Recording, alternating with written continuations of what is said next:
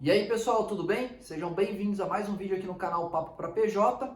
O vídeo de hoje, eu estou dando uma sequência no nosso último vídeo onde eu falei um pouquinho sobre DIs, CDIs. Geraram alguns questionamentos, o pessoal teve algumas dúvidas aí sobre quando investir num CDI, de que forma investir, quando tomar um empréstimo em CDI. Então, esse vídeo é justamente para a gente abordar esse tema, beleza? Se você quer aprender esse e outros conteúdos, se inscreve no canal, aqui a gente tem vídeos semanais. E se gostar do vídeo, deixa um like. Bora pro vídeo!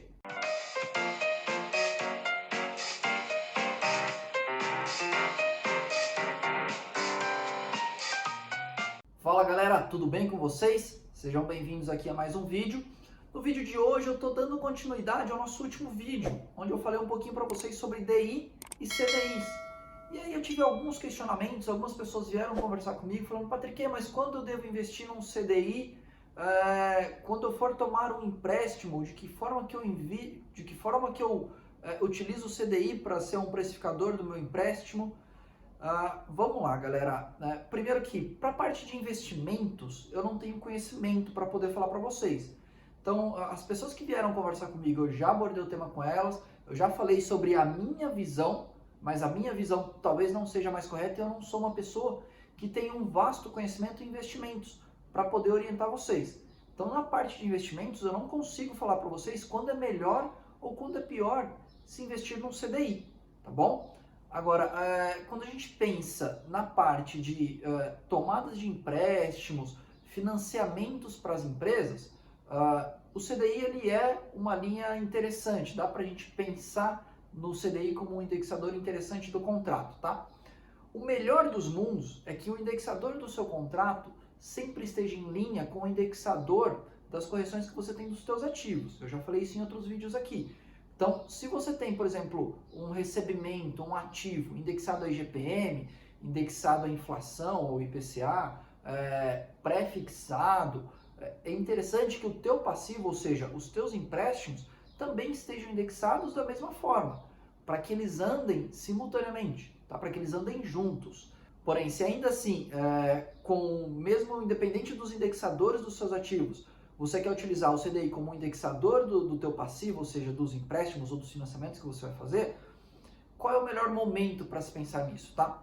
O momento que nós estamos é um momento sensacional que a gente tem uma Selic extremamente baixa. A gente tem uma Selic a 2% ao ano. Historicamente, é a Selic mais baixa que nós já tivemos, tá? Qual que são as previsões? A gente não tem uma previsão de mais baixa da Selic. Então, como eu não tenho uma tendência de queda na minha taxa de juros, não é tão interessante que eu siga com um contrato em CDI, um contrato pós-fixado.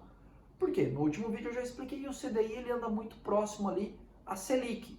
Então, se eu não tenho uma perspectiva de queda da Selic, não faz muito sentido eu seguir com o meu contrato lastreado em CDI, porque eu não tenho uma perspectiva de queda. Diferente de alguns anos atrás, quando a gente tinha uma Selic a 14 ao ano. Então fazia total sentido, às vezes, eu fazer um contrato com o CDI, e aí, ao longo dos anos, esse CDI veio caindo. Consequentemente, o custo do meu contrato caiu junto. Diferente se eu fizesse uma taxa pré-fixada lá atrás, que eu teria uma taxa de 15, 20, 25% ao ano. E aí o CDI vem caindo e o meu contrato se mantém em 15, 20, 25%. A minha indicação aqui é o seguinte, tá? Como a gente está historicamente numa baixa de Selic e sem uma perspectiva de mais queda, na verdade a perspectiva agora é de alta, ela voltar a subir aos poucos, a minha indicação é as possíveis próximas tomadas de financiamentos, de recursos, sejam em pré-fixadas, tá? E aqui, pessoal, eu estou excluindo qualquer pensamento do ativo de vocês. Estou pensando exclusivamente no passivo aqui, tá? Então a gente está pensando aqui que ao decorrer dos anos eu tenho uma tendência de alta na minha Selic, então eu contraio um empréstimo hoje numa pré-fixada, tá? Uma taxa pré-fixada. Por quê? Contraindo um empréstimo hoje numa taxa pré-fixada, eu vou ter uma taxa de juros do meu contrato relativamente baixa. Então, se eu tenho um contrato de 2, 3 ou 5 anos, daqui 2, 3 ou 5 anos, com certeza esse CDI, essa Selic já subiram. E o meu contrato, como ele está pré-fixado, ele mantém uma taxa baixa.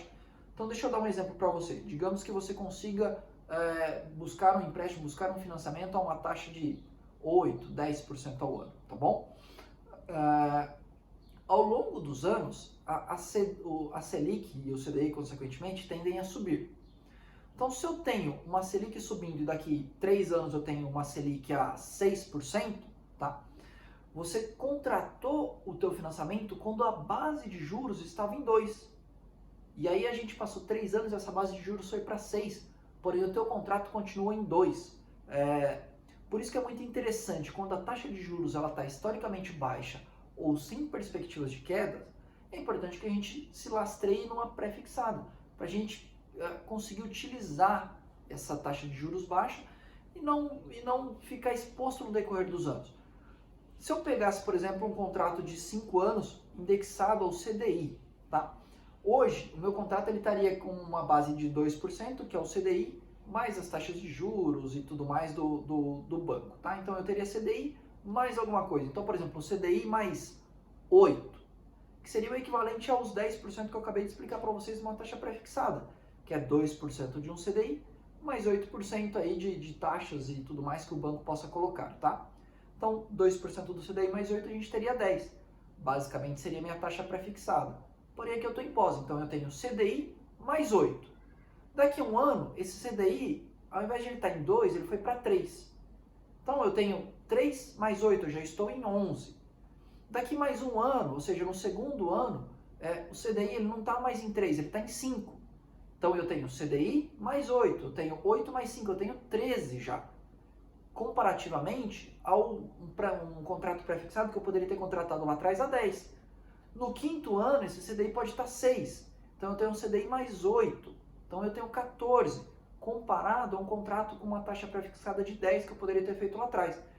Então, notem que quando a gente está numa baixa histórica de CDI, não é tão interessante que eu faça uma contratação pensando no momento agora. Tá? Por quê? Se eu estou fazendo um contrato de longo prazo, eu tenho que ter em mente que a tendência é esse CDI subir, é a Selic voltar a ficar em alta. Isso faz com que o meu contrato volte a ficar caro ou eu deixe de ter benefícios da taxa do momento. Tá? Então essa é a dica que eu dou para vocês. Esse vídeo é justamente pelo fato de da gente ter tido alguns questionamentos sobre a questão dos DIs, sobre a questão dos CDIs. Eu espero que tenha ficado claro para vocês. E se vocês tiverem dúvidas ou sugestões de vídeos, fiquem à vontade, deixem aqui nos comentários. Na medida do possível eu vou falando, eu vou fazendo os vídeos e a gente vai seguindo assim. Beleza? Bom, se gostou, deixa um like. Se gosta desse tipo de vídeo, desse tipo de conteúdo, se inscreve no canal, tá? Aqui a gente tem vídeo toda semana. Beleza? Do mais, acho que é isso, pessoal. Obrigado pela atenção, por fazerem parte do nosso canal. E até um próximo vídeo. Tchau, tchau!